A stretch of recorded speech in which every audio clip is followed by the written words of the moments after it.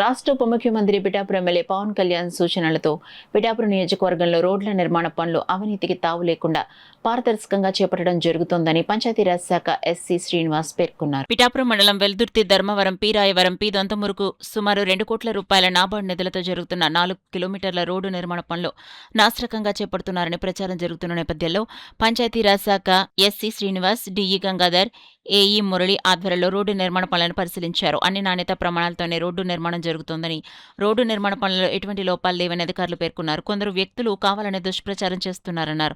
ఈ సందర్భంగా ఎస్సీ శ్రీనివాస్ మీడియాతో మాట్లాడారు. 15 డేస్ టైం పడుతుందండి. దీని ఇనిషియల్ సెట్టింగ్ టైం అంటారు గట్టి పెట్టడానికి. ఈలోపు ట్రాఫిక్ వదులుతాము. ట్రాఫిక్ వదిలేసిన తర్వాత 15 డేస్కి సెట్ అవుతుంది.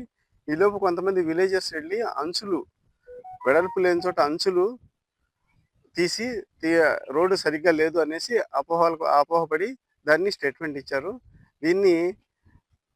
దీనికి ఇంకా క్వాలిటీ కంట్రోల్ చెకప్ అవ్వలేదు, పేమెంట్ కూడా అవ్వలేదండి.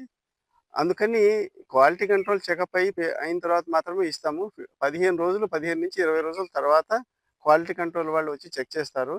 వాళ్ళు తీసిన పీస్ కూడా చూస్తే అక్కడ 40 mm ఉందండి. అది ట్రాఫిక్ తిరుగుతుంటే కన్సాలిడేట్ అయ్యి 25 mmకి వస్తుందండి. ఇది 15 రోజులు పడుతుంది. వర్షాకాలం వస్తుంది అనేసి వెంటనే వేసేసాము, బీటీ రోడ్ వేసాము ఎండల్లోనే. ఇప్పుడు వర్షాలు స్టార్ట్ అయ్యాయి. ఈలోపు మాకు బీటీ సెట్ అవుతుందండి. రోడ్డు వెడల్పు 3.75 మీటర్స్. రోడ్డు కొన్ని చోట్ల 3.8, 3.85 కూడా వచ్చింది. అయినా సరే మేము 3.75కే ఇస్తాము. ఈ బీటీ రోడ్డు నాణ్యత నిబంధనలు చెక్ చేసిన తర్వాత మాత్రమే పేమెంట్ అవుతుంది. దీనికి executive engineer, quality control Visakhapatnam వారు వచ్చి చెక్ చేస్తారు. తర్వాత మాత్రమే పేమెంట్ అవుతుందండి.